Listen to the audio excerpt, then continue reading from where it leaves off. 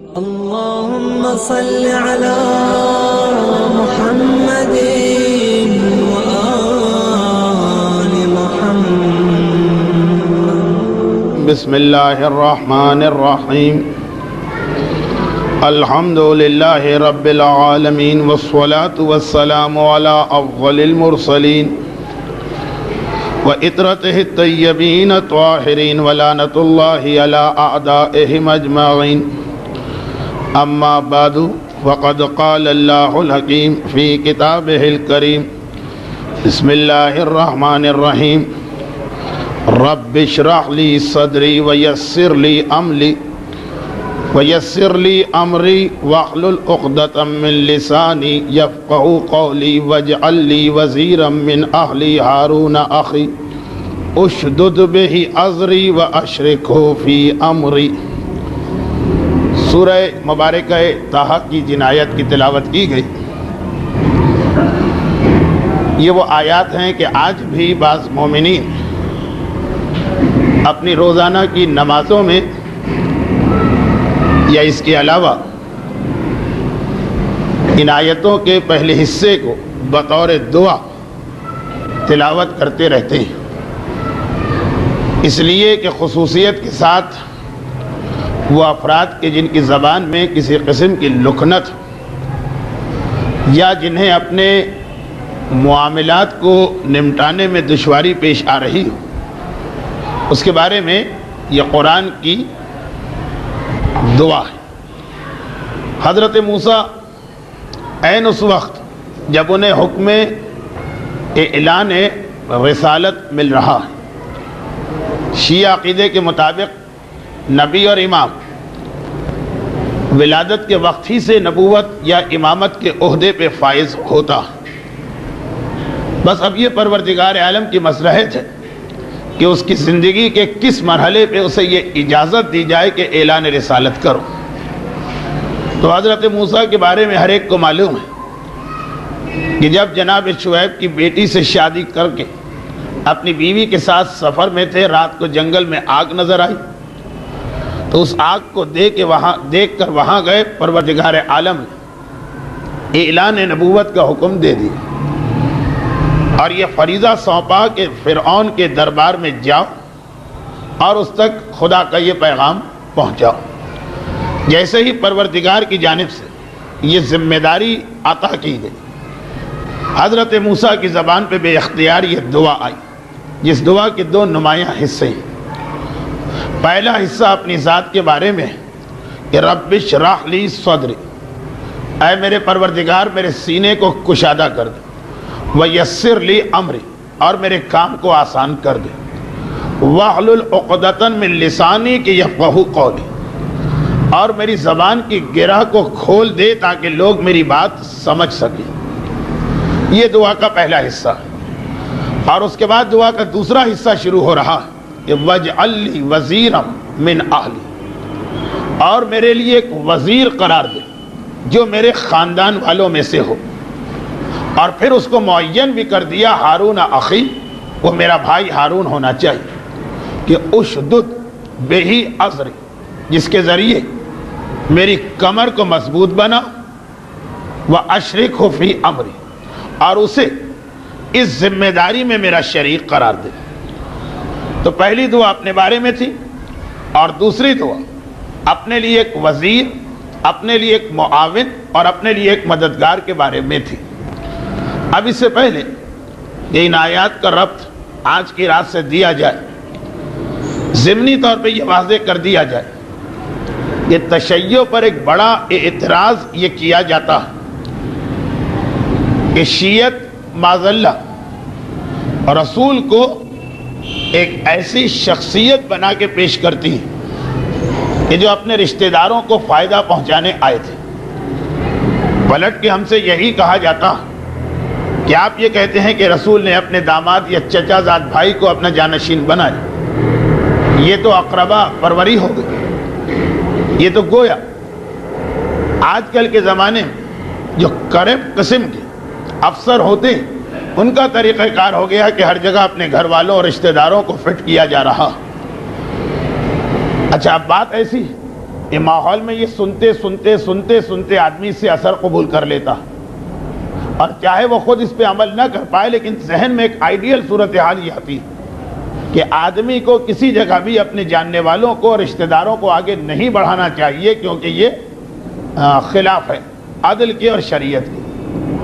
مگر قرآن اور حدیث اس کے بالکل برعکس، وہ یہ تو کہتے ہیں کہ نااہل کو اہل پہ ترجیح نہ دو، مگر یہ نہیں کہتے کہ اگر کوئی شخص صلاحیت رکھتا تو پھر بھی اس کو اس لیے مار کھانا پڑے کہ وہ تمہارا رشتہ دار ہے، بلکہ یہ ایک انداز سے صلہ رحمی کے بھی خلاف ہے۔ اگر ایک ہی عہدے کے لیے آپ کے پاس بالکل برابر صلاحیت کے دو آدمی جن میں کوئی فرق نہیں ہے، لیکن آپ ان میں سے کسی ایک ہی کو لے سکتے ہیں، تو وہاں پہ اسلام یہ نہیں کہتا ہے کہ ایک تمہارا رشتہ دار ہے تو عدل کا تقاضا اسے چھوڑ کے غیر کو، الٹا حکم۔ ہاں اگر اس کے اندر صلاحیت کم، غیر میں صلاحیت زیادہ ہے تو کچھ سوچا جا سکتا، لیکن اگر صلاحیتوں کے اعتبار سے برابر ہے تب بھی رشتہ دار کو ترجیح دینا، اور یہ اقربا پروری نہیں، اور اگر اس میں صلاحیت زیادہ تو اس کو نظر انداز کرنا فقط اس لیے کہ ہماری ذات پہ تہمت نہ لگے، یہ اس پہ ظلم ہو گئے۔ تو خیر یہ تو باقی ساری باتیں اپنی جگہ، لیکن ہمارے لیے سب سے بہترین ہدایت قرآن کی آیت سے مل رہی کہ حضرت موسیٰ اپنے کوئی گھر کا مسئلہ حل نہیں کرنا، کوئی بزنس کے مسئلے کو حل نہیں کرنا، حضرت موسیٰ اللہ کی طرف سے ایک ذمہ داری ادا کرنے جا رہے ہیں، عہدہ الہی ہے نبوت، اور کہہ رہے ہیں کہ جب میرا شریک بنا تو اے خدا میرے اہل میں سے میرا شریک ہونا چاہیے، اور وہ بھی بتا کے کہ وہ میرا چھوٹا بھائی ہارون۔ اگر حضرت موسیٰ کی یہ دعا اقربا پروری یا معاذ اللہ کرپشن میں نہیں آتی تو ہمارا یہ عقیدہ کہ اگر صلاحیت کے اعتبار سے بعد رسول علی سب سے افضل ہے تو پیغمبر اسلام کا ان کو اپنا وصی بنانا کسی اعتبار سے بھی نہ خلاف عدل ہے، نہ دنیاوی بادشاہتوں کا سسٹم کہ باپ کے بعد ہر صورت میں بیٹا حکمران بنے، نہیں، رسول نے جو کیا قرآن نے کہا کہ اس سے پہلے حضرت موسیٰ یہ کر چکے تھے۔ اور بس یہاں پہ ایک بہت ہی نمایاں فرق دیکھیں، حضرت موسیٰ نے خدا سے یہ ساری دعائیں مانگی جن کا خلاصہ دو باتیں تھیں کہ اے خدا میرے سینے کو کشادہ کر دے اور میرے اس بوجھ کو، کار نبوت کو ہلکا کرنے کے لیے میرا ایک معاون اور مددگار قرار دے۔ اللہ نے موسیٰ کی یہ ساری دعائیں قبول کی اور حضرت موسیٰ کا ایک وصی بھی بنا، لیکن بہرحال حضرت موسیٰ اپنی تمام تر عظمت کے باوجود، کیونکہ حضرت موسیٰ فضیلت کی فہرست میں تیسرے نمبر پر ہے، انبیاء رسول اللہ کے بعد حضرت ابراہیم اور حضرت ابراہیم کے بعد حضرت موسیٰ، تو اس فضیلت کی فہرست تیسرے نمبر پر، مگر تمام تر عظمت کے باوجود حضرت موسیٰ کو اللہ نے جو دیا انہوں نے پہلے مانگا پھر عطا ہوا، جو پایا تو مانگ کے پایا، اور ایک ہمارا رسول کہ اللہ نے بن مانگے وہ سب کچھ دے دیا، اس کا تذکرہ موسیٰ کے واقعے میں۔ ادھر موسیٰ کہہ رہے رب اشرح لی صدری، اور ادھر رسول سے قرآن کہہ رہا الم نشرح لک صدرک، اے حبیب کیا ہم نے تمہارے سینے کو کشادہ نہیں کیا تھا؟ وہ نعمت یہاں بھی مل رہی، وہ نعمت وہاں بھی مل رہی، لیکن وہاں والے کو مانگنا پڑا تھا، یہاں والے کو بے مانگے پروردگار عطا کر رہا۔ اور وہی دو باتیں حضرت موسیٰ دوسرا سوال کیا تھا وَاجْعَلْ لِي وَزِيرًا مِّنْ أَهْلِي، مجھے اپنا ایک وزیر چاہیے اپنے اہل، اور خدا نے یہاں کہا أَلَمْ نَشْرَحْ لَكَ صَدْرَكَ وَوَضَعْنَا عَنْكَ وِزْرَكَ الَّذِي انقَضَ ظَهْرَكَ، اور کیا ہم نے تمہیں تمہارا بوجھ ہلکا کرنے کے لیے وَوَضَعْنَا عَنْكَ وِزْرَكَ ایک وزیر نہیں دیا؟ یہ وزرت اور وزیر دونوں کے ایک معنی، وہ بوجھ جو تمہاری کمر کو جھکائے دے رہا تھا، الَّذِي انقَضَ ظَهْرَكَ وہ نبوت کا بوجھ جس سے تمہاری کمر دوہری ہوئی جا رہی تھی۔ تو دیکھیے فرق ہے رتبے کا، دونوں کو نعمتیں مل رہی ہیں، ایک کو مانگنا پڑتا اور ایک پروردگار عالم کے یہاں اتنا محبوب کہ بغیر مانگے اس کو سب کچھ عطا کیا جا رہا۔ تو سورہ علم نشرح نے یہ بتایا کہ پروردگار بغیر مانگے رسول کو ایک ایسا وزیر، ایک ایسا معاون، ایک ایسا مددگار، ایک ایسا ہاتھ بٹانے والا دیا کہ جو ان کے اہل میں سے، اور یہی وجہ کہ دعوت ذی العشیرہ سے لے کے غدیر خم کے میدان پر میرے مولا کے تذکرے میں لفظ وزیر بار بار آ رہا، یعنی علی کی ذمہ داریاں فقط بعد رسول شروع نہیں ہو رہی۔ عہدوں کا فرق دیکھتے رہیے گا، وصی کا کام شروع ہوتا رسول کے انتقال کے بعد، خلیفہ کا کام شروع ہوتا رسول کے انتقال کے بعد، جانشین کا کام شروع ہوتا اصل آدمی کے انتقال کے بعد۔ تو علی کے لیے وصی کا لفظ آیا، خلیفہ کا لفظ آیا، جانشین کا لفظ آیا، مگر ان سب کے ساتھ لفظ وزیر بھی آیا۔ دعوت ذی العشیرہ میں یہ لفظ استعمال ہوا کہ تم میرے وزیر ہو اور میرے بعد میرے وصی۔ گویا علی کی ذمہ داریاں رسول کی زندگی ہی میں شروع ہو چکی اور بالکل برابر سے چل رہی، بالکل برابر سے، رسول کا وزن کم کرنے کے لیے۔ اور پھر یہاں پہ ایک فرق آتا ہارون کے لیے حضرت موسیٰ نے دعا تو کی تھی، لیکن ہارون حضرت موسیٰ کا کوئی بوجھ تنہا نہیں اٹھایا، کیونکہ ہارون حضرت موسیٰ کی زندگی ہی میں انتقال کر گئے تھے۔ تو ہارون جتنا عرصہ بھی گزارا اصل بوجھ موسیٰ پر تھا، ہارون فقط مدد دے رہے تھے اور ہاتھ بٹا رہے تھے۔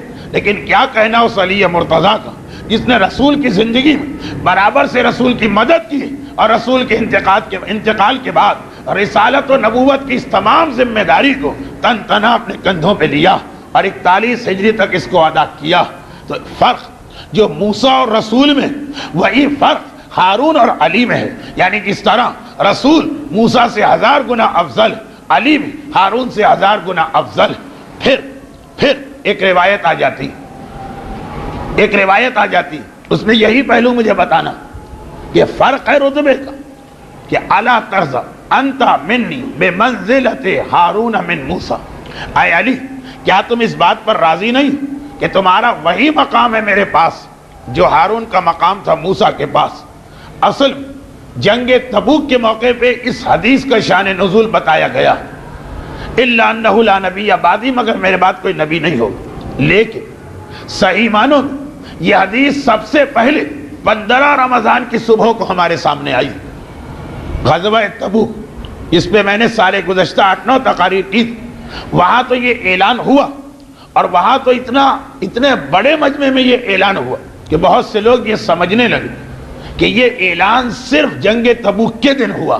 نہیں، اس سے پہلے بھی کئی مرتبہ ہو چکا ہے۔ خصوصاً پہلی مرتبہ نمایاں طور پہ یہ اعلان کہ اے علی انت منی بمنزلت ہارون من موسیٰ، تمہارا وہ مقام جو ہارون کا موسیٰ کے پاس۔ پہلے مرتبہ یہ اعلان 15 رمضان کی صبح کو ہوا، اور وہ کب؟ وہ اس وقت جب وحشت والا خواب مسرت والے خواب میں بدلا، جب ام الفضل کا پرابلم سالو ہوا۔ وہ ام الفضل جنہوں نے 3 ہجری کے رمضان میں ایک ایسا عجیب خواب دیکھا تھا کہ گھبرا کے رسول اللہ کی خدمت میں آئی تھی۔ رمضان کی آخر شب کا خواب، روزے کے آغاز سے کچھ پہلے کا خواب، اور وہ راتیں کہ جن سے پہلے روزے رکھے جا چکے، تو خواب بالکل سچا محسوس ہو رہا تھا۔ لیکن اگر یہ خواب سچا تو اس کا مطلب یہ ہے کہ ام الفضل کے ایمان میں کہیں کمی، اس لیے کہ رسول کے پاس آ کے گھبراہٹ اور پریشانی کے عالم میں کہا کہ اے اللہ کے رسول، آج میں نے خواب میں ایک ایسا منظر دیکھا کہ بیان کر نہیں سکتی اور بیان کیے بغیر رہ بھی نہیں سکتی۔ میں نے خواب میں دیکھا کہ جیسے آپ کے جسم سے ایک ٹکڑا جدا ہو اور میری گود میں آ کے گر گیا۔ کسی کے جسم کا ٹکڑے ٹکڑے ہوتے دیکھنا آدمی کو وحشت میں ڈال سکتا، اور جب رسول کے جسم کو ٹکڑے ٹکڑے ہوتے دیکھے، ام الفضل خواب ایسا ہے کہ بیان کرنے کو دل نہیں چاہ رہا، مگر اس کی تعبیر دریافت کرنا ضروری، اس لیے بیان کیے بغیر رہ بھی نہیں سکتی کہ آخر اس کا مطلب کیا؟ کیا میں نے کبھی رسالت کے بارے میں کوئی برا سوچا؟ کیا میں رسول کی دشمن؟ کیا میرے ذہن میں کبھی رسول کی موت کا تصور آیا؟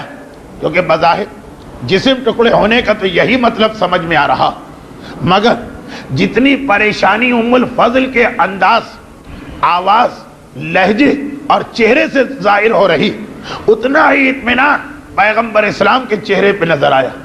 اے ام الفضل، یہ وحشت کا خواب نہیں ہے، یہ مسرت کا خواب. اس میں کوئی غم اور دکھ والی بات نہیں، یہ خوشی اور بشارت کا پیغام. ان قریب میری بیٹی، وہ بیٹا عطا ہونے والا جو ہر چیز میں میرا جز ایسا ہے کہ جیسے میرے جسم کا ٹکڑا، یعنی محاورتاً نہیں، حقیقتاً وہ جز رسالت، اس میں شان رسالت، اس میں انداز رسالت، اس کا علم رسول جیسا، اس کا علم رسول جیسا، اس کا کردار رسول جیسا، اس کا اخلاق رسول جیسا، اس کی شجاعت رسول جیسی، اس کی صبر رسول جیسی، اس کی صلح رسول جیسی، اس کی جنگ رسول جیسی، اور اس کی عصمت رسول جیسی. محاورتاً نہیں، حقیقتاً وہ میرے جسم کا ایک ٹکڑا، اور وہ تمہاری گود میں پرورش پائے گا. پروردگار نے تمہیں یہ بشارت دی. اور پھر یہ آج کی رات آخری گھڑیاں آ گئی اس کی. 14 رمضان شرن اختتام کو پہنچی، شب 15 رمضان شروع ہو گئی، اور اس کے آخر پر فجر کے بعد وہ وقت آیا کہ پہلو زہرا ہمیں وہ حسن نظر آ رہا جو کائنات کی ایک ایسی فضیلت لے کے آیا کہ میں بار بار کہتا ہوں ہر سال کہ ایسی فضیلت اس کائنات میں کسی کو نہ ملے. اور یہ جملہ اس لیے یاد رکھنا کہ یہ فضیلت کے علاوہ اس جملے پر ہماری آج کی گفتگو کا جو اصل پیغام وہ اسی جملے پہ قائم ہو. یہ جملہ بنیاد بنے گا آج کی مجلس، آج کی محفل کے پیغام کا. اور جملہ یہ کہ پہلو زہرا آج کی صبح حسن مجتبی اس انداز سے نظر آئے کہ اپنے ساتھ کائنات کی وہ فضیلت لے کے آئے جو 1,24,000 انبیاء و مرسلین میں کسی کو نہ ملی. آدم کو نہیں، نوح کو نہیں، ابراہیم کو نہیں، اسماعیل کو نہیں، یعقوب کو نہیں، یوسف کو نہیں، موسیٰ کو نہیں، داؤد کو نہیں، سلیمان کو نہیں، عیسیٰ کو نہیں.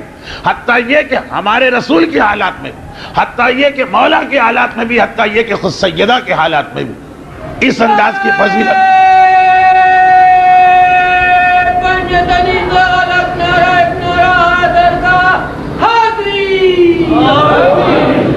کہیں یہ فضیلت نظر نہیں آ رہی جو حسن مجتبی اپنے ساتھ لے کے آ رہے ہیں، اور وہ یہ کہ کائنات کے پہلے معصوم بنے کہ جن کے باپ بھی معصوم ہیں اور جن کی ماں بھی معصومہ، جو اپنے والدین کی طرف سے دوہری عصمت لے کے آ رہے ہیں.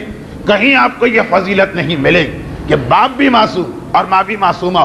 چاہے رسول اللہ کے خاندان کو دیکھیں، چاہے مولا کے خاندان کو دیکھیں، چاہے سیدہ طاہرہ کے خاندان کو دیکھیں، اس کائنات کا پہلا معصوم جو باپ اور ماں دونوں سے عصمت مطلقہ کی سند کو لے کے آ رہا 15 رمضان کی صبح. چنانچہ اس بچے کو فوری طور پر رسول کی خدمت میں پہنچایا گیا، اس لیے کہ اس کا سب سے زیادہ انتظار رسول کو تھا. یہ سورہ کوثر کی عملی تفسیر تھا. یہ بچہ اس بات کا پیغام تھا کہ رسول ابتر نہیں ہے، رسول اللہ کی نسل قیامت تک باقی رہے گی. کفار کا طعنہ غلط، منافقین کا اعتراض باطل. سب سے زیادہ اس کا انتظار رسول کو ہے. یہ رسول کو ابتر کے طعنے سے بچانے والا، یہ رسول کی نسل کو محفوظ کرنے والا.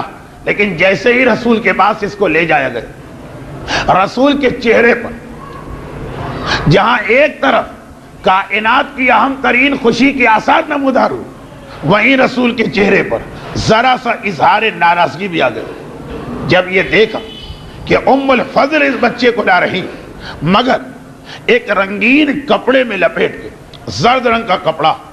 پیغمبر نے فرمایا کہ جب میں نے کہہ دیا تھا کہ میرے بچوں کو رنگین کپڑے میں نہ لپیٹا کرو، تو کیوں تم زرد رنگ کا کپڑا لپیٹ کے لائی؟ بدلا جائے اس کپڑے کو اور سفید کپڑے کو میں پہنا کے، سفید کپڑے میں لپیٹ کے اس بچے کو لایا جائے. کپڑے کا رنگ بدلا گیا، رنگین کپڑے کو بدلا گیا. شاید اب رسول کے عمل کی مصلحت رسول جانے، لیکن شاید رسول بتانا چاہتے ہیں کہ معصوم جب اس دنیا میں آتا تو وہ دنیا کے کسی رنگ کا محتاج نہیں ہوتا. وہ دنیا کا رنگ اپنے آپ پہ نہیں لیتا، وہ اپنا رنگ دنیا کو عطا کرتا. قرآن کے اندر ایک آیت بھی آئی، صبغۃ اللہ، اللہ کے رنگ میں رنگ جاؤ، دنیا کے رنگ میں نہیں.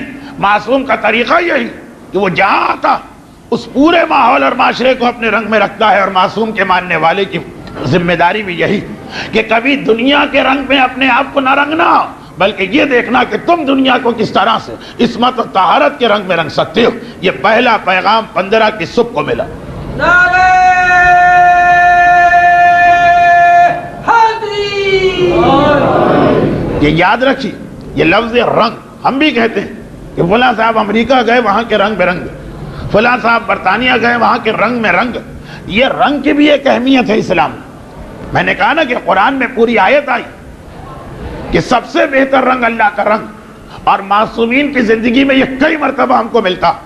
جب 8واں امام شہر مرو میں مامون رشید کی دعوت پر پہنچا تو سب سے پہلا قدم امام نے یہ اٹھایا کہ عباسی حکمرانوں نے ایک خاص رنگ کے پردے لگائے تھے. امام نے کہا نہیں, ہم لوگ سبز رنگ کو پسند کرتے ہیں, یہ اپنے پردے ہٹاؤ اور وہ پردے لا کے لٹکاؤ کہ جو ہم چاہتے ہیں. وہاں بھی بہت کلیئر میسج تھا کہ امامت جہاں جاتی وہ اپنے اثرات چھوڑتی ہے, دنیا کے اثرات نہیں لیتی. 15 رمضان کی صبح حسن مجتبیٰ بھی رسول کی آغوش میں بھی نہیں پہنچے ہیں اور رسول نے پیغام دے دیا. اور اس کے بعد جب سفید رنگ کا کپڑا اس بچے کے گرد لپیٹا گیا, رسول نے اس بچے کو اپنی آغوش میں لیا اور ایک مرتبہ مسکرا اپنی بیٹی سے سوال کیا, بیٹی نام کیا رکھا ہے اپنے بیٹے کا؟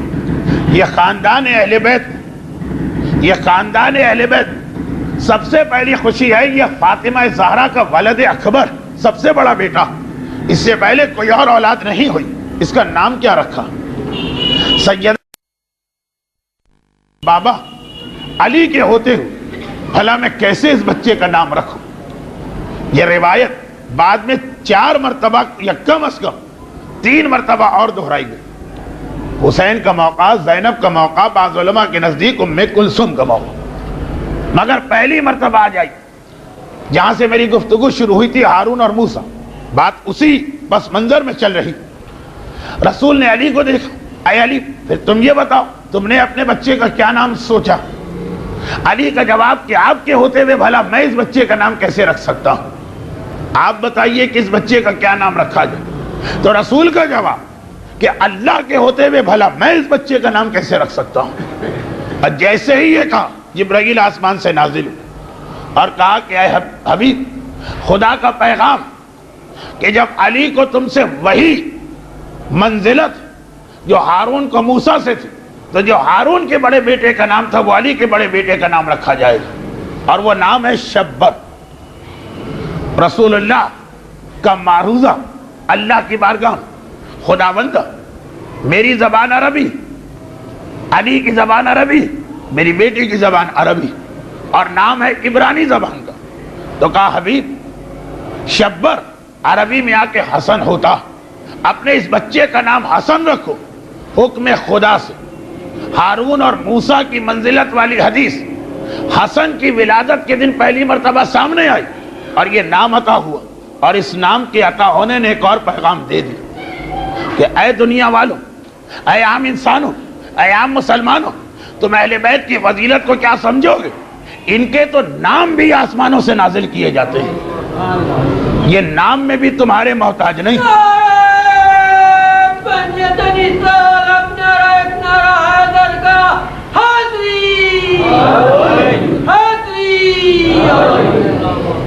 آپ دیکھتے ہیں کہ جب کوئی کسی کا نام رکھتا دنیا والوں سے بدل دی جاتی, ڈکشنری میں نام دیکھے جاتے ہیں, جاننے والوں سے پوچھا جاتا ہے کوئی اچھا نام بتاؤ, خاندان میں دیکھا جاتا ہے کہ کوئی اچھا نام, بزرگوں کے حالات پہ نگاہ ڈالی جاتی.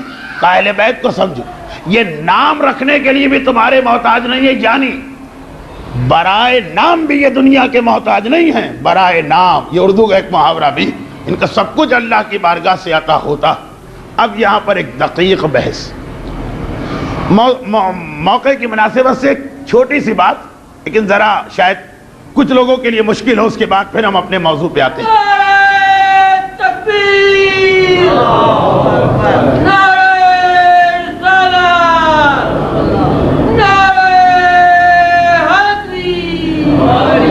اور وہ یہ کہ لفظ حسن عربی زبان میں سینکڑوں سال پہلے سے موجود تھا.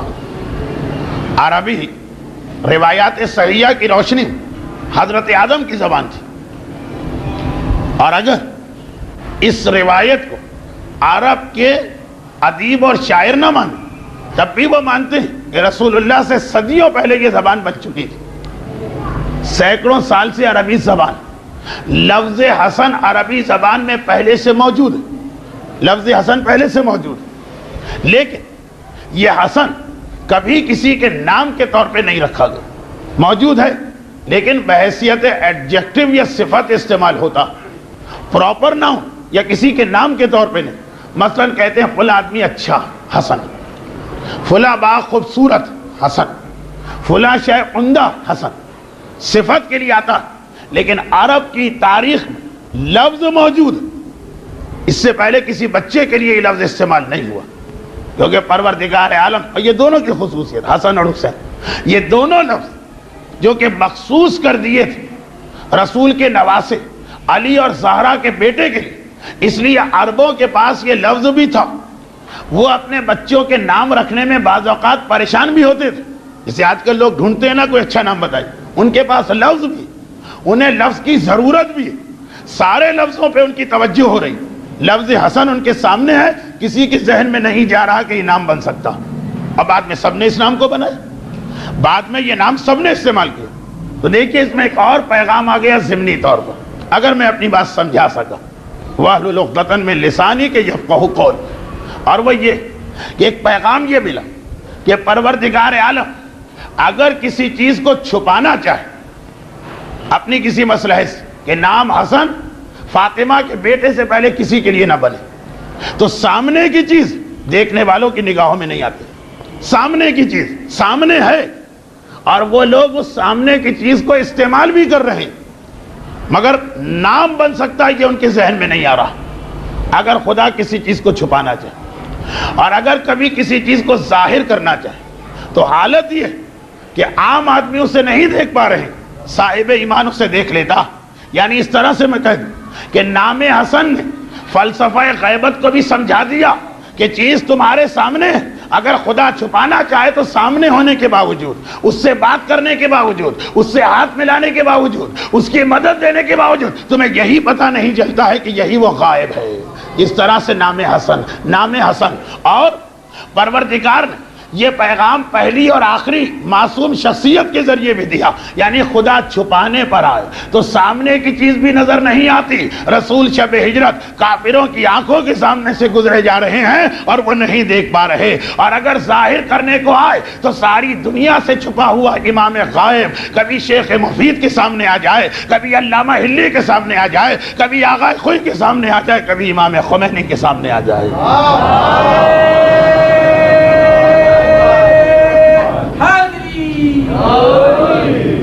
نام دیکھیے، حسن کا نام یہ بھی ایک مسئلہ حل کرتا ہے، سامنے ہے عربوں کے، لیکن خدا نے جو کہ اسے غائب کر دیا تو آنکھوں کے سامنے ہونے کے باوجود، استعمال میں آنے کے باوجود ذہن میں خیال نہیں آتا نام حسن۔ پورے عرب سب سے پہلے یہ استعمال ہوا امام حسن کے، اور میں نے اس لیے وضاحت اس لیے بھی کر دی کہ بعض لوگ یہ روایت کتابوں میں پڑھتے ہیں اور دیکھتے ہیں کہ نہیں عربی کی شاعری میں لفظ حسن استعمال ہو رہا تو وہ کنفیوز ہوتے ہیں۔ مسئلہ یہ ہے کہ لفظ حسن استعمال ہو رہا کسی بچے یا آدمی کے نام کے لیے نہیں۔ اور پھر نام حسن، سوال یہ ہے کہ اگر اللہ نے اسے محفوظ بھی کیا تھا تو رسول کے ذریعے کیوں ظاہر نہ کیا، خود پروردگار عالم نے اسے کیوں ظاہر کیا؟ اس میں بھی ایک پیغام ہے اگر ذہن وہاں تک جا سکے۔ لیکن نام ایک ایسی چیز جسے رکھنا ہمارے اختیار میں، بچے کو اس نام کے مطابق بنانا یہ ہمارے اختیار میں نہیں۔ ہم نے اپنے بچے کا نام رکھا عالم، محمد عالم، عالم حسن، عالم علی نام، خواہش یہ تھی کہ یہ عالم بنے، نام ہم رکھ سکتے لیکن ہو سکتا ہے کہ ساری زندگی جاہل مطلق رہے، وہ ہمارے اختیار میں نہیں۔ ہم نے اپنے بچے کا نام مثلا رکھا کوئی بہادر کی، شجاع الدین، شجاع الدولہ، محمد شجاع، بہت بہادر بنے، نام ہم رکھ سکتے لیکن بہادری اس میں ہم پیدا نہیں کر سکتے، پتہ نہیں آگے جا کے کیا ہو جائے۔ ہم نے اپنے بچے کا نام رکھا سخاوت، لیکن اسے سخی ہم نہیں بنا سکتے، ہو سکتا ہے آگے جا کے سخی نہ بنے۔ تو دیکھیے نام اتنا بتاتا کہ والدین کی خواہش کیا تھی مگر یہ نہیں بتاتا ہے کہ بچہ بھی ایسا بن گیا، کیونکہ اکثر ہم نے دیکھا ہے کہ نام کے برعکس آدمی ثابت ہوتا۔ اچھا، اب حسن کے معنی کیا ہیں؟ جس میں دنیا بھر کی خوبیاں جمع ہو جائیں، دنیا بھر کی خوبیاں جمع ہو جائیں۔ اگر یہ نام بچے کا باپ رکھے، اگر یہ نام بچے کی ماں رکھے، اگر یہ نام بچے کا نانا رکھے، تو اتنا پتا چلے گا کہ ان کی خواہش تھی کہ بچہ ایسا بنے، لیکن اب پتہ نہیں بچہ ایسا بنا کہ نہیں بنا، کیونکہ بچے کا مستقبل باپ اور ماں اور نانا کے ہاتھ میں نہیں ہوتا۔ نہیں، ہم کہیں گے ہمارے عقیدے میں ہوتا، ہمارا عقیدہ، لیکن مسئلہ یہ کہ اللہ دیکھ رہا کہ آنے والا زمانہ ایسا آئے گا جس میں رسول اور علی کے علم غیب پر بھی اعتراض کیا جائے گا۔ کہا جائے گا جی ہم ان کے علم غیب کو بھی نہیں مانتے، لیکن دیکھیے کیا اس دنیا میں کوئی مسلمان ایسا جو اللہ کے علم غیب پر اعتراض کرے؟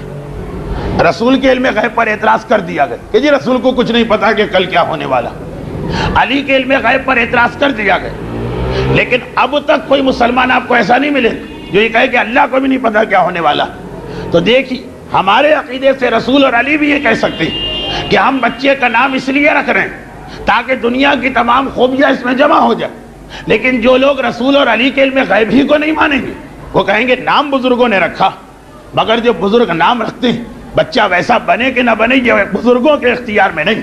تو نام حسن ہوا ہوگا، کردار پتہ نہیں حسن ہے کہ نہیں۔ تو پروردگار عالم نے کہا کہ میرے حبیب کے علم غیب پہ تم شک کر بھی لو، میرے ولی کے علم غیب پہ تم شک کر بھی لو اگرچہ وہ غلط، مگر میرے علم غیب پہ تو کوئی شک نہیں کرے گا۔ اللہ کے بارے میں تو ہر ایک مانے گا جو اللہ چاہتا ہے وہ ہو جاتا۔ تو میں نے اس بچے کا نام حسن رکھنے کے لیے رسول کو ہٹا دیا تاکہ رسول پہ شک کی وجہ سے کوئی اس بچے پہ شک نہ کرے، علی کو ہٹا دیا کہ علی پر شک کی وجہ سے کوئی یہ شک نہ کرے کہ بچہ ویسے نہیں بنا۔ نام رکھنا میں نے اپنے اختیار میں رکھا کہ میرے بارے میں ہر ایک کا اعتقاد جو میں چاہتا ہوں وہ ہو جاتا۔ تو میں نے جب اس بچے کا نام حسن رکھا، یعنی اس میں کائنات کی ساری خوبیاں ہیں، اللہ نے جب یہ نام رکھا تو مان لو کہ 15 رمضان کا مولود وہ ہے جو اپنے ساتھ کائنات کی ساری خوبیاں اور عصمت کو لے کے آ رہا۔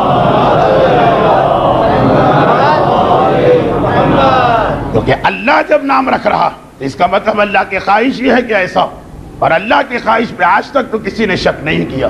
حسن کا نام حسن رکھا گیا، کتنے مسئلے یہ حل کر گئے، کتنے ہمارے پرابلمز اس کے ذریعے حل ہو گئے۔ اور اس کے بعد 7ویں دن رسول نے بڑے اہتمام کے ساتھ عقیقہ کیا، اگرچہ عقیقہ وہ موضوع ہے جس کے حوالے سے کئی فقہی مسئلے آج کے درس میں آ بھی سکتے ہیں۔ ایک تو ہوتا ہے کہ آپ تقریر سے ہٹ کر زبردستی کچھ مسائل کو بیان کر، نہیں یہ تو موضوع بھی وہ بن رہا، مگر نہیں، آج چونکہ ذرا تاخیر سے گفتگو شروع ہوئی اس اعتبار سے مسائل کے لیے ابھی بہت تاریخیں۔ عقیقہ 7ویں دن کیا، لیکن عقیقے کو 7ویں دن کرنے کے ساتھ ہی اسی دن ایک سنت قائم کر دی، اور وہ یہ کہ اس عقیقے میں مدینے کے غربا کو خصوصی طور پہ شریک کیا گیا۔ عقیقے کے مسئلے میں نہیں بتا رہا ہوں، اگر موجودہ حالات میں وہ بھی اہم ہے، اس لیے کہ عقیقہ صدقہ نہیں مگر رد بلا کی دوا، اور آج کا زمانہ وہ کہ منٹ سیکنڈ ایک مومن اس کی عزت اس کی اولاد خطرے میں ہے، تو عقیقہ اور اہم ہو جاتا ہے جن کے لیے نہیں ہوا۔ لیکن بعد میں صرف ایک پیغام، عقیقے میں آج بھی تمام فقہا کا مسئلہ ہے کہ ایسی دعوت کرنا کہ خالی اغنیاء کو بلایا جائے، پیٹ بھروں کو، یہ مکروہ اور عقیقے کے ثواب کو کم کر دیتا، کیونکہ اسلام کے کہتا کہ اپنی خوشی کو اپنے اور صاحبان دولت تک محدود نہ رکھو، ہر خوشی میں غریبوں کو برابر سے شریک کرو۔ اسی لیے صدقے کو خیرات نہیں مانا، اور ہر خوشی کے موقع پہ صدقہ دینے کا حکم، مگر خیرات کے طور پہ نہیں، حقارت کے طور پہ نہیں، اس نیت کے طور پر کہ ہم دوسروں کو اپنے ساتھ شریک کرنا چاہتے ہیں۔ مومن کی خوشی اس کی سب سے اہم بات یہ ہونا چاہیے کہ نہ اپنے گھر والوں تک محدود رہے نہ پیسے والوں تک، معاشرے کے غریب اور معاشرے کے مالی اعتبار سے پسماندہ افراد خوشی میں برابر سے شریک ہو۔ حسن مجتبیٰ کے عقیقے کی کیفیت دیکھ لیں۔ لیکن مجھے یہ موضوع بات کے لیے چھوڑتے ہوئے آخری دو باتیں بیان کر کے ایک پیغام آج کے لیے دینا ہے اور بات ختم۔ اس کے بعد ایک بہت ہی اہم واقعہ سیرت حسن میں آ رہا، فضائل کے اعتبار سے۔ حسن مجتبیٰ کے فضائل اسی حدیث میں کہ جو علی ابن ابی طالب کا ذکر کرتا ہے وہ عبادت انجام دیتا، یہ بھی اسی کا جز۔ فضائل خود ایک عبادت، لیکن انہی فضائل سے ایک پیغام بھی نکل رہا ہے عملی زندگی کا۔ حدیقہ بنی نجار کا واقعہ، حدیقہ بنی نجار کا واقعہ یہ پچھلے سال بھی میں نے پڑھا تھا مختصر کر کے، اور وہ پیغام نہیں دیا تھا جو اس سال اس حوالے سے دینا۔ یہ کیا واقعہ ہے؟ رسول اللہ بیمار پڑ گئے، پیغمبر پر بھی بیماری تو آئی تھی، خیبر میں بیمار ہوئے تھے، حجۃ الوداع سے واپس آ کے بیمار ہوئے تھے، اور بھی واقعات بیمار پڑے۔ شہزادی حکم اسلامی کے مطابق اپنے بابا کی عیادت و مزاج پرسی کے لیے آ رہی اور اپنے بیٹوں کو لے کے آ رہی۔ اب یہ وہ زمانہ ہے کہ حسن کے بعد حسین کی بھی ولادت ہو گئی، حسن اور حسین دونوں آئے۔ باپ کو بیمار دیکھا، بیٹی کچھ دیر بیٹھی اور باپ سے گفتگو کرتی رہی اور واپس اپنے گھر آ گئی۔ فاطمہ اور رسول کے گھر میں کوئی لمبا چوڑا فاصلہ نہیں، چند قدم کا فاصلہ۔ حسن اور حسین اس دوران کھیلتے کھیلتے نانا کے حجرے سے باہر نکل گئے اور پھر کھیلتے کھیلتے شہر مدینہ سے باہر نکل گئے۔ بچوں کے لیے کھیل کا انتظام بھی کرو، سیرت حسنین کا ایک پیغام، لیکن آج کے لیے نہیں، ہو سکا تو کل۔ کھیلتے کھیلتے باہر نکل گئے، اور چونکہ گرمی کا موسم تھا اس لیے شہر میں گرمی زیادہ لگتی، شہر سے باہر چلے گئے، اور شہر کے باہر قبیلہ بنو نجار کا ایک باغ تھا، اس باغ میں درختوں کے نیچے جا کے لیٹ گئے۔ کھلے میں گرمی ہے، درخت کے نیچے ٹھنڈی ہوا چل رہی، دونوں کو نیند آ گئی۔ اور یہ باغ ہے قبیلہ بنو نجار کا، جناب آمنہ کا قبیلہ جو رسول کی والدہ۔ اچھا، اب یہاں پہ یہ دونوں بچے سو رہے ہیں۔ اچھا، یہ واقعہ اس حوالے سے بھی پڑھا جاتا ہے جو پچھلے سال میں نے پڑھا تھا کہ بچوں کی آنکھ کھلی تو دیکھا کہ ایک سانپ پہرا دے رہا، اور پھر اس سانپ نے بتایا کہ وہ کون سا جن ہے، اللہ نے اس کو کیوں بھیجا ہے۔ وہ ایک واقعہ وہ پچھلے سال آ گئے۔ اس واقعے کا ایک اور حصہ وہ ابھی آ رہا، وہ بھی ایک اہم حصہ، لیکن پچھلے سال بیان ہو گئے۔ ادھر شہزادی جب اپنے حجرے میں آئی تو کچھ دیر کے بعد توجہ ہوئی کہ بچے نہیں۔ رسول کا اور فاطمہ کا حجرہ اس طرح ملا ہے کہ بچے ادھر سے ادھر، اس گھر سے اس گھر بہت زیادہ آتے جاتے ہیں۔ وہاں تلاش کی، وہاں بھی نہیں۔ فاطمہ بنت آئی پریشان، یہ خبر رسول اللہ کو مل گئی کہ میرے نواسے کھو گئے۔ یہ واقعہ کہلاتا ہے حدیقہ بنی نجار کا واقعہ۔ عربی میں حدیقہ باغ کو کہتے ہیں، بنی نجار تو قبیلے کا نام۔ اب تلاش شروع، اور جیسے جیسے تلاش میں ناکامی ہو رہی، فاطمہ کی پریشانی بڑھتی جا رہی، یہاں تک کہ بیٹی کو اتنا پریشان دیکھا تو اگرچہ رسول اللہ انتہائی بیماری کے عالم میں اور تقریباً عمر 60 سال کی ہے، یعنی ضعیفی بھی، مگر پھر بھی ایک مرتبہ بستر سے بلند اور اکیلے اور تنہا حسنین کو تلاش کرنے کے لیے چلے۔ چلتے چلتے مدینے سے باہر پہنچ گئے اور دیکھا کہ اس باغ میں دونوں بچے لیٹے اور اس وقت اس سانپ سے گفتگو کر رہے جو معجزہ جن والا واقعہ سن چکے ہیں آپ۔ رسول نے دونوں نواسوں کو آغوش میں لیا اور اسی بیماری اور بخار و کمزوری کے عالم میں انہیں لے کے واپس آئے۔ اس عرصے میں یہ خبر مدینے میں پھیل گئی تھی کہ رسول جو اتنے بیمار و ضعیف ہیں، اس بیماری کے عالم میں حسنین کی تلاش میں گئے۔ تو سارا مدینہ گھروں سے نکل آیا، مسجد میں جمع ہو گئے، خدا خیر کرے۔ رسول نے کسی اور کو بھی اپنے ساتھ نہیں لیا، خیریت کے ساتھ واپس آ جائے، سب بے چین۔ اور رسول اللہ واپس مسجد میں آتے ہیں، اور مسجد میں آنے کے بعد اتنے بڑے مجمع کو دیکھا، اپنے منبر کے برابر تشریف فرما ہو، اس طرح سے کہ گود میں ایک طرف حسن کو بٹھایا ہے اور ایک طرف حسین، اور کہا کہ یہ بتاؤ اے میرے صحابیوں، کہ اس کائنات میں نانا اور نانی کے اعتبار سے افضل ترین انسان کون ہے؟ تمام مجمع نے کہا کہ آپ بہتر جانتے ہیں. تو کہا میرے یہ دونوں بیٹے حسن و حسین، اس لیے کہ ان کا نانا میں ہوں اور ان کی نانی خدیجہ کبریٰ. ان سے زیادہ افضل نانا کس کے، اس سے زیادہ افضل نانی کس کی؟ پھر سوال دہرائے، یہ بتاؤ والدین کے اعتبار سے اس دنیا میں سب سے افضل کون؟ مجمع نے کہا آپ جانتے ہیں. تو کہا کہ میرے دونوں بیٹے، اس لیے کہ ان کا باپ علی مرتضیٰ اور ان کی ماں میری بیٹی فاطمہ زہرا. اس سے زیادہ افضل باپ اور ماں کس کو ملے؟ اچھا یہ بتاؤ چچا کے اعتبار سے اس دنیا میں سب سے افضل کون؟ کہا آپ سے بہتر کون جانتا ہے؟ کہا میرے یہ دونوں بیٹے، اس لیے کہ ان کا چچا وہ جعفر طیار ہے جسے پروردگار نے وہ پر عطا کیے ہیں، جن کی مدد سے وہ ساری جنت میں پرواز کر رہا. یہ بتاؤ پھوپھی کے اعتبار سے اس دنیا میں سب سے افضل کون؟ غرض یہ کہ روایت ایک ایک رشتہ دار کا نام لیتے جاتے ہیں اور روایت کا سلسلہ آگے بڑھتا جاتا، اور ہر رشتہ دار کا نام لے کر مجمع سے سوال اور مجمع کا کہنا کہ آپ بہتر جانتے ہیں، اور پھر پیغمبر کا حسن اور حسین کا تذکرہ کر دینا. یہاں تک کہ سارے رشتہ داروں کے نام تو ختم ہو گئے، مگر آدھے گھنٹے سے زیادہ یہاں وقت گزر گئے اور پھر رسول اپنے حجرے میں آئے. اب میرا ایک سوال، یہاں پر میرا ایک سوال، یہ واقعہ شروع میں تو سمجھ میں آ رہا تھا، اس کا آخری جز ہماری سمجھ میں نہیں آئی. آخری جز فطرت انسانی کے خلاف، عقل انسانی کے خلاف اور عام اخلاق کے خلاف، فطرت کے خلاف، اخلاق کے خلاف اور انسانیت کے خلاف. وہ کیسے؟ وہ ایسے کہ ایک ماں کے بچے کھو گئے، ماں انتہائی پریشان، اتنی پریشان کہ اس کی پریشانی دیکھ کر اس کے باپ کو بخار کے عالم میں اٹھنا پڑا اور بچے مل گئے. فطرت بھی یہ کہتی ہے، انسانیت بھی یہ کہتی ہے، اخلاقی سسٹم بھی یہ کہ سب سے پہلے یہ بچے ماں تک پہنچائے جاتے ہیں، ماں کو دکھائے جاتے ہیں، ماں کو تسلی ہو جاتی، پھر مجمع میں لائی جاتی اور گفتگو کی جاتی.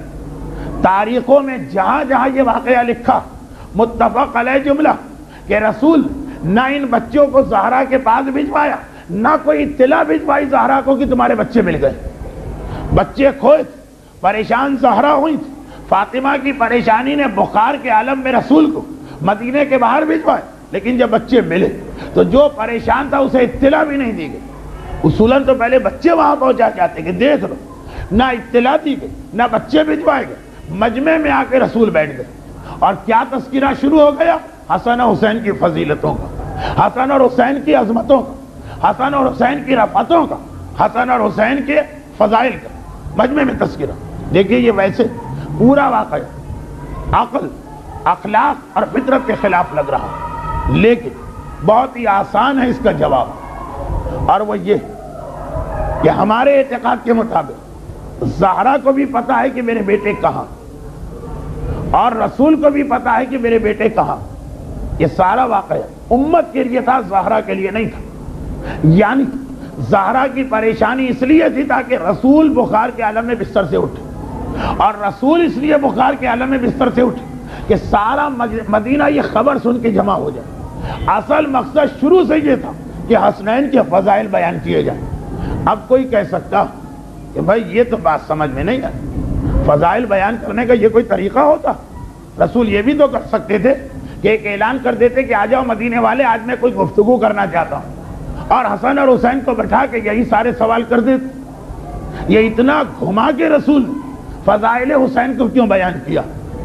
بس یہی اصل نقطہ، اصل نقطہ یہی علم نفسیات کا اصول کہ جو چیز عام حالت کی ہو وہ انسان کو یاد نہیں رہتی، جو چیز ذرا پریشانی اور مصیبت کی ہو وہ ہمیشہ یاد رہتی. آپ نے ایک خطیب کی 100 مجلسیں سنی اور ان میں سے ایک مجلس میں وہ ممبر سے مثلاً بے ہوش ہو کے گرا. باقی چاہے آپ کو یاد نہ رہے کب پڑھا تھا، کہاں پڑھا تھا، ہاں فلاں صاحب کی ایک مجلس سنی ہے، پتہ نہیں بڑے امام باڑے میں تھی، پتہ نہیں تابوت کمیٹی میں تھی، پتہ نہیں کہاں سنی، ضرور باقی تفصیلات نہیں تھا، لیکن یہ ضرور یاد رہے گا فلاں صاحب ایک دن ممبر پڑھتے ہوئے فلاں مجلس میں بے ہوش ہوئے تھے، کیونکہ وہ عام روٹین سے ہٹ کر ایک چیز یاد رہے گا کہ وہ محفل جعفری تھی، وہ بڑا امام باڑا تھا.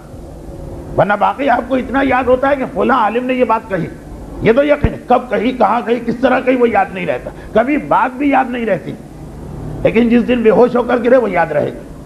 ایک عالم کے پیچھے آپ نے 500 نمازیں پڑھی، جو نمازیں 500 پڑھی ہیں وہ بھول گئے، عام سی چیز۔ ایک دن وہ عالم دوران نماز ایک سورہ بھول گئے، یا دوران نماز غش کھا کے گر پڑے، وہ آپ کو زندگی بھر یاد رہے گا۔ یہاں ایک دن فلاں عالم جو ہے یہ واقعہ ان کے ساتھ پیش آیا، اور وہ جو 499 مرتبہ صحیح طریقے سے نماز ختم، اس کی تفصیلات یاد نہیں رہتی۔ ایک بالکل فطری بات ہے کہ جو واقعہ کسی حادثے یا روٹین سے ہٹ کر کسی واقعے کے ذریعے وہ ذہن میں بیٹھ جاتا، اور جو عام طریقے سے وہ ذہن سے نکل جاتا۔ اب اگر عام طریقے سے حسنین کے فضائل بیان ہوتے تو ایک تو رسول کو پتا ہے اس امت کا حافظہ بہت کمزور ہے، اور یہ بھی پتا ہے کہ اس حافظے کو میرے بعد اور کمزور کیا جائے گا، حدیثیں مٹائی جائیں گی، چھپائی جائیں گی، دبائی جائیں گی، بدلی جائیں گی۔ تو رسول اب فضائل اس طرح بتا رہے ہیں کہ عام حالات کے فضائل لوگوں کے ذہن میں نہ رہے، لیکن اب یہ پورا واقعہ بنا کہ ارے ایک دن رسول بیمار تھے، بیماری میں اٹھ کے ان کو جانا پڑا تھا، ان کی پریشانی دیکھ کے سارا مدینہ جمع ہو گیا تھا، اس کے بعد رسول حسنین کو لے کے آئے تھے۔ اب یہ جو پورا واقعہ بنا، نہ صرف یہ کہ واقعہ یاد رہے گا بلکہ اس حوالے سے حسنین کے فضائل بھی یاد رہیں گے۔ ایک طریقہ ہوتا فضائل کو ذہن میں بٹھانے کا، یعنی پیغام ذہن میں بٹھانے کا، عام حالات سے ہٹ کے وہ بات بتاؤ، اور آپ دیکھیں گے کہ امت کو رسول نے جتنے پیغام دیے اس میں فضائل اہل بیت ہمیشہ اس انداز سے بیان کیے۔ آج اگر حسنین کے لیے رسول نے گمشدگی کے واقعے کو ذریعہ بنایا تو علی کے لیے بھی یہی طریقہ اختیار کیا۔ حج کے دوران فضیلت علی نہیں بیان کی، وہ ایک روٹین عبادت ہوتی، نہیں لوگ حج کر چکے ہیں، گھروں کو جا رہے ہیں، آدھے راستے میں روکا گیا، آگے بڑھ گئے بلایا جائے، پیچھے رہ گئے انتظار کیا جائے، پالان شتر کا منبر بنایا جائے، تاکہ ایک پورا ایک عجیب منظر بنے تو قیامت تک لوگوں کو یاد رہے کہ من کنت مولا ہو فہذا علی مولا۔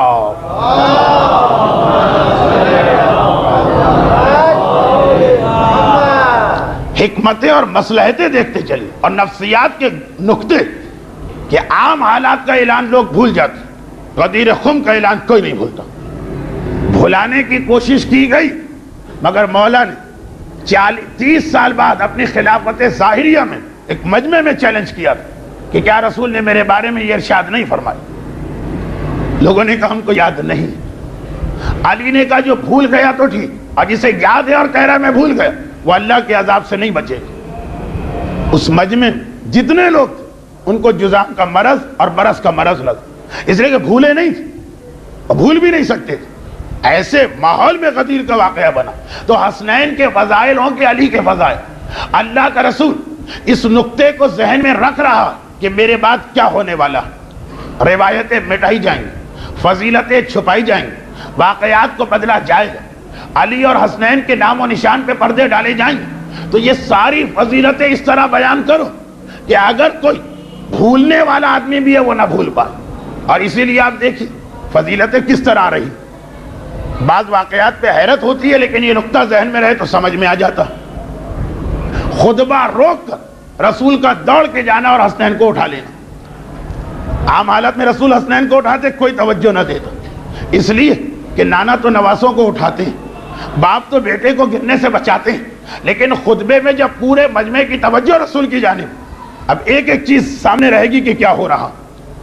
حالت نماز میں رسول کا اپنے نواسوں کو پشت سے نہ ہٹانا، اب یہ نماز لوگوں کو ہمیشہ یاد رہے گی۔ رسول کے پیچھے پڑھی جانے والی باقی سب نمازیں بھول جائیں گے لوگ، وہ عام نمازیں، یہ نماز نہیں بھولیں گے کہ جس کے اندر 70 مرتبہ ہم نے ذکر سجدہ رسول سے سنا اور سجدے میں پڑے پڑے ہماری کمر ٹوٹنے لگی، وہ نہیں بھولیں۔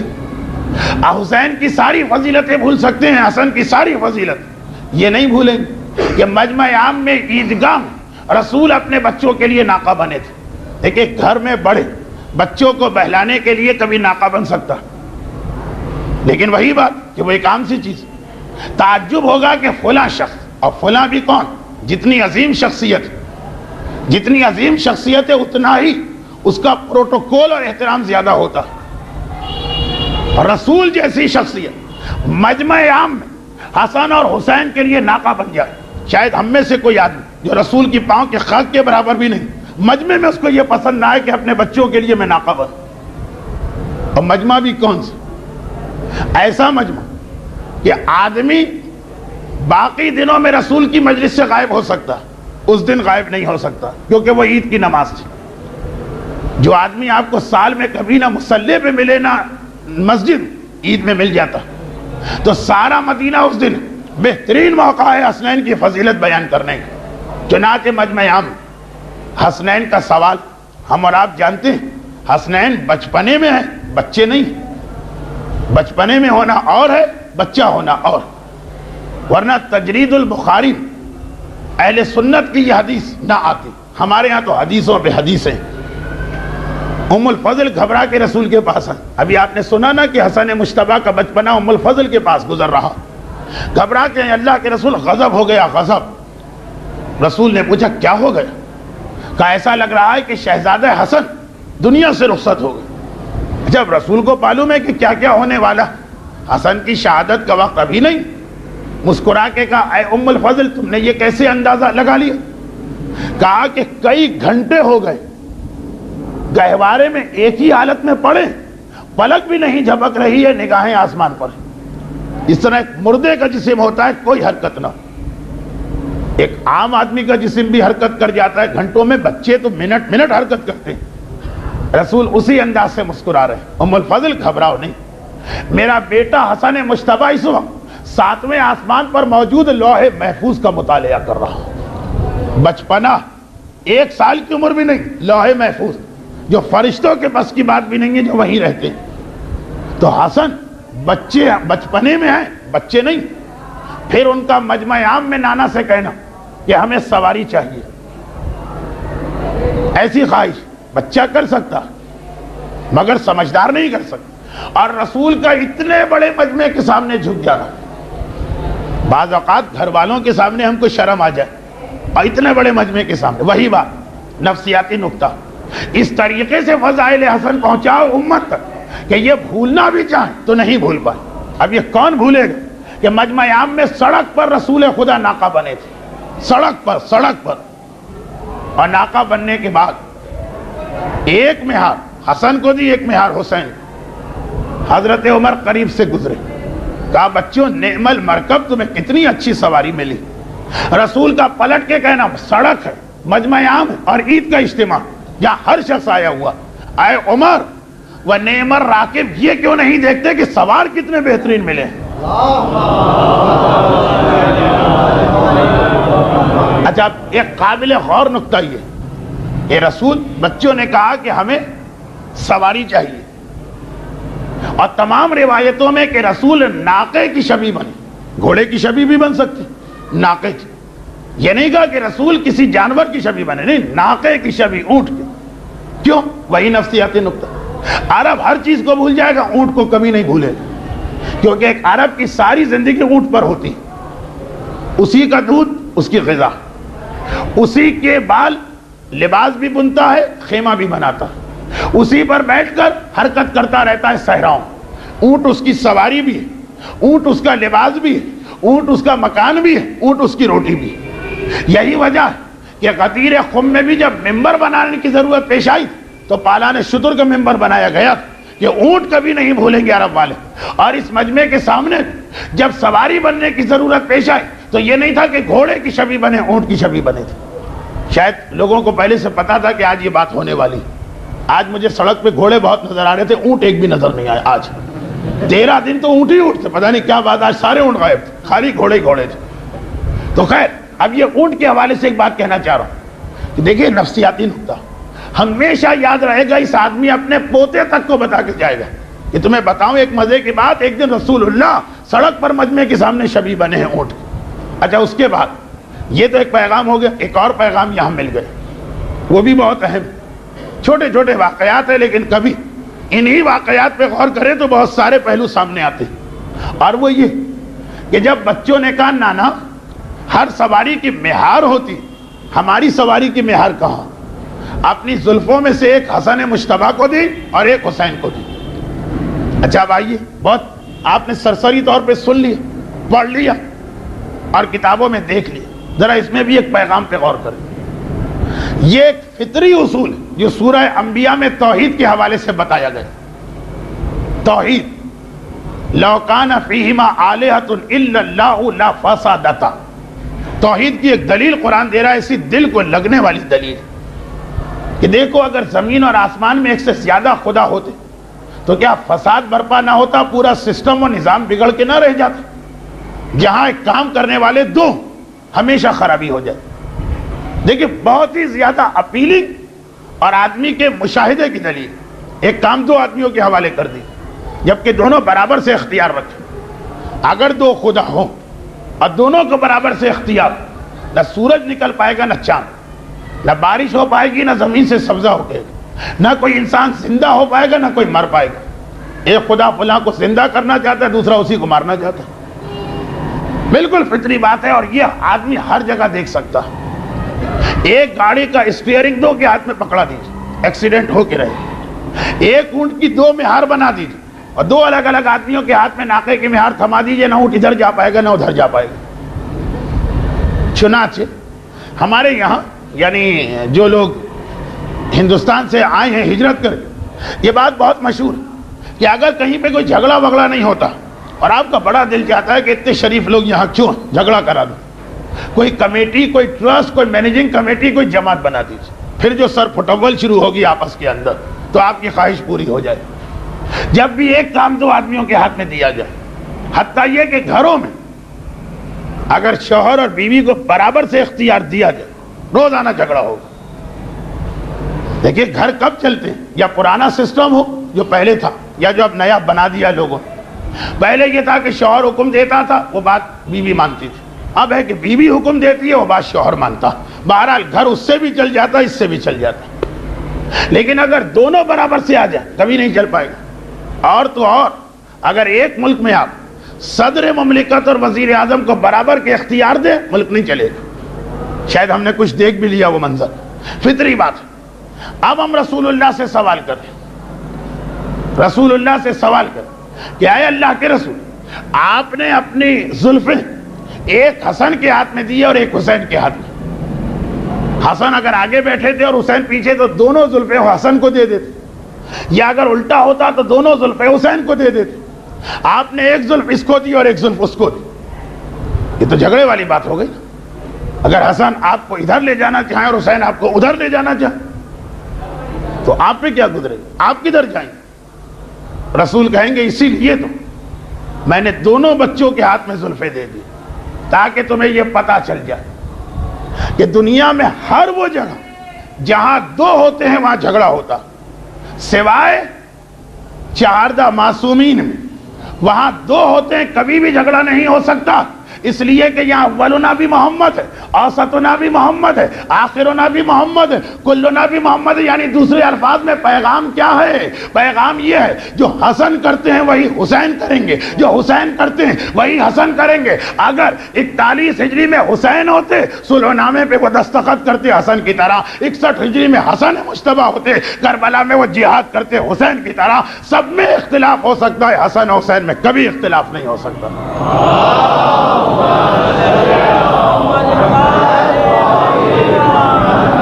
میں نے کوشش آج یہی کی کہ تاریخ کے بالکل عام سے واقعات جو آپ نے اتنی مرتبہ سنے کہ مجھے ہر روایت کے ساتھ اس کی دلیل لانے کی ضرورت نہیں کہ اس کتاب میں حوالہ کہا، لیکن اس سے سیرت حسن مجتبیٰ کے کچھ خاص پہلو آپ کے سامنے آ جائیں. مگر اب اس ساری گفتگو کے بعد اب ایک ہی جملہ کہنے کی گنجائش ہے، اس لیے کہ پورے گھنٹے کی تقریر ہو گئی ہے 2 منٹ چھوڑ کر، اور یہ جملہ کہتے کہتے 2 منٹ ہو جائیں گے انشاءاللہ.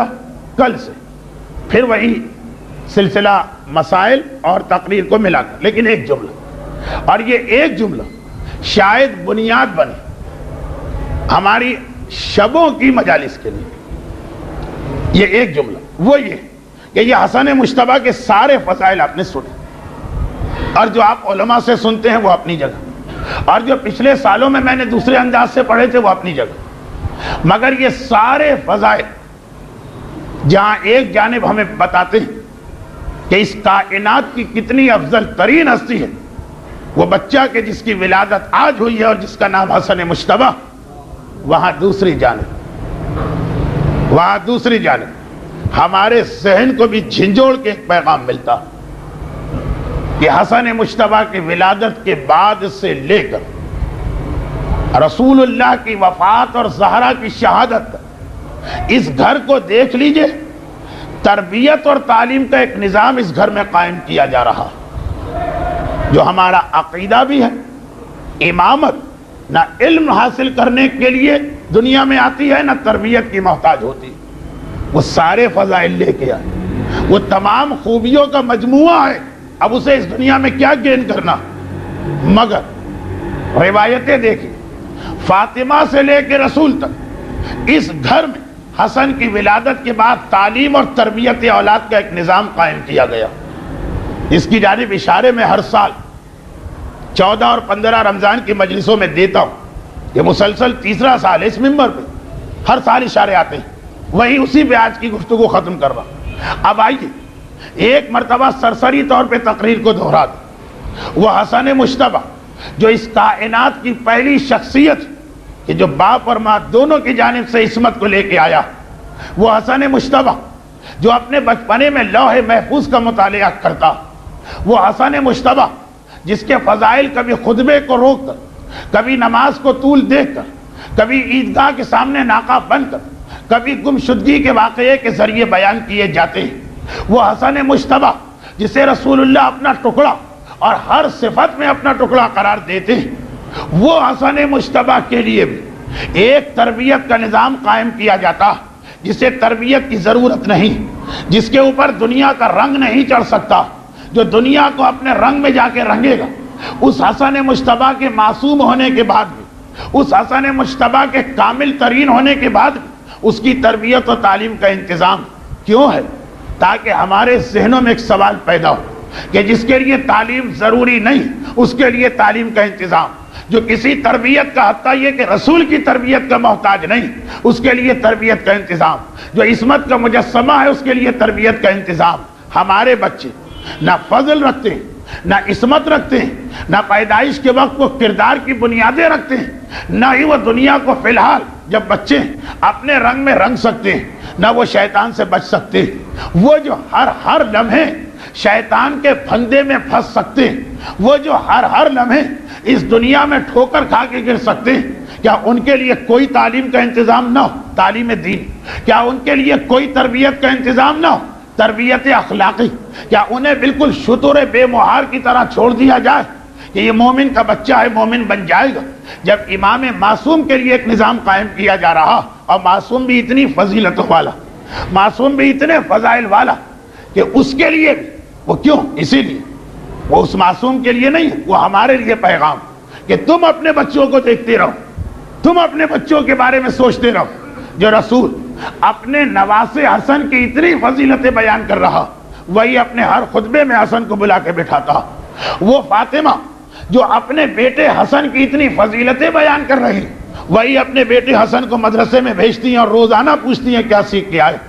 وہی علی مرتضیٰ جو اپنے بیٹے حسن کی اتنا فضیلتوں کا اتنا ذکر کر رہا، وہی اپنے بیٹے حسن ان تمام کاموں میں شریک کرتا جو باپ اولاد کی تربیت کے لیے انجام دیتا۔ ہمارے بچے تو کچھ بھی نہیں، بلکہ شیطان کا سب سے بہترین ٹارگٹ، کیونکہ شیطان ایک عیسائی کے بچے کو اتنا نہیں بہکائے گا، وہ تو ویسے ہی بہکنے والا۔ شیطان ایک یہودی کے بچے کے پیچھے نہیں بڑھے گا، وہ تو ویسے ہی اپنے ماں باپ سے یہودی بنے گا۔ شیطان ایک ہندو کے گھرانے میں اس کے بچے کو زیادہ بہکانے نہیں جائے گا، شیطان تو زیادہ ہمارے بچوں کو پکڑے گا کہ اس کے والدین مومن، کہیں یہ اپنے بچے کو بھی مومن نہ بنا لے، اس کے والدین پابند شریعت خدا، کہیں یہ اپنے بچے کو بھی شریعت کا پابند نہ بنا لے، اس کے والدین دین کے احکامات کو مان رہے ہیں، کہیں یہ اپنے بچے کو بھی اپنے راستے پہ نہ چلا لے۔ یہودی کے بارے میں اطمینان کہ اگر وہ اپنے بچے کو اپنے راستے پہ چلائے تو یہی تو شیطان چاہتا۔ عیسائی باپ پر شیطان اکتفا کرے گا کہ بھائی چلاؤ اپنے بچے کو اپنے راستے پر، مومن باپ پہ شیطان کبھی مطمئن نہیں۔ پھر ہم اتنے غافل، پھر ہم اتنے لاپرواہ، پھر ہم اتنے بے توجہ۔ تو وہ جملہ کہ جس کی عصمت ایسی کہ 1,24,000 انبیاء میں کسی کے پاس نہ مل سکی بایمانہ، اس پہلو سے خالی کہ باپ اور ماں بھی معصوم اور وہ بھی معصوم، اس کی تربیت کا اتنا انتظام، تو جس کا باپ بھی گناہگار یعنی ہم، جس کی ماں بھی گناہگار یعنی ہماری بیوی، وہ بچہ ہر لمحے بہک سکتا ہے، اس کے لیے لاپرواہی نہیں ہونا چاہیے، اس کی تو اور زیادہ تربیت پہ توجہ دینا چاہیے۔ یہی سیرت حسن مجتبیٰ کا پیغام ہے۔ یعنی آج کی رات کی جشن ولادت آپ کے ذہن میں ایک کوسچن مارک پیدا کرے تو سمجھ لیجئے کہ آپ نے آج کی رات کا حق ادا کر دیا۔ یہ سب سننے کے بعد ایک سوالیہ نشان کہ حسن جیسے کے لیے نظام بنا، ہمارے بچوں کے لیے ہمارے گھروں میں کیا نظام ہے، اور اس کے آگے ایک کوسچن مارک۔ یہ سوال اگر آپ کے ذہن میں پیدا ہو گئے اور کل کے دن آپ نے اس کے جواب کے لیے اپنے دائیں بائیں، اپنے گھر، اپنے بچے کے مدرسے، اپنے بچے کے قرآن، اس کو دیکھ لیا، سمجھیے آپ نے حسن مجتبیٰ کی ولادت کے حوالے سے ان کے والدین اور بزرگوں کا دل خوش کر دیا۔ اور اگر اس پر آپ نے توجہ نہ دی تو گویا آپ سیرت حسن مجتبیٰ سے کچھ نہ سیکھا، فضائل حسن مجتبیٰ کا ثواب حاصل کیا۔ فضائل سننا بھی ثواب، یہ ثواب حاصل کیا، لیکن سیرت کا ثواب آپ کے ہاتھ سے چلا گیا، اور یہ بڑا نقصان ہے۔ بس اسی پہ گفتگو ختم۔ پروردگارا تجھے حسن مجتبیٰ ہی کی سیرت کا واسطہ، ہم سب کو اور ہماری اولاد کو اور ہمارے پورے معاشرے کو حسن مجتبیٰ اور اہل بیت اطہار کی سیرت پہ عمل کی توفیق عطا فرما۔ تجھے حسن مجتبیٰ کی ولادت کا واسطہ، تمام صاحبان ایمان لے کے ہمارے شہر کے مخصوص حالات میں یہاں کے تمام مومنین اور مومنات کو دشمنوں کے ہر شر اور ظلم سے محفوظ فرما۔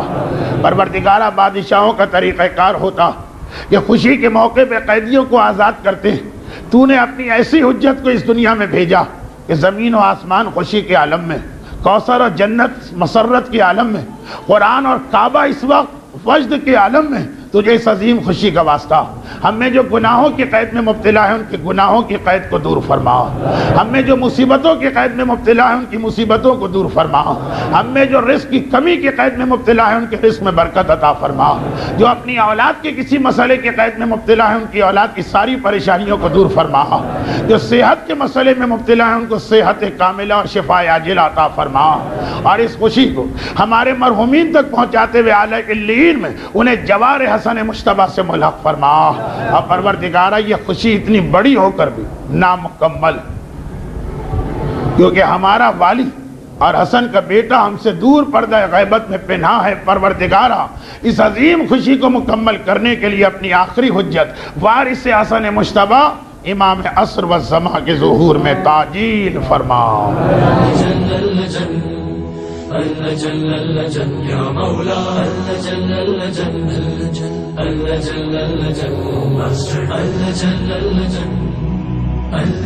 يا صاحب السماء اللجن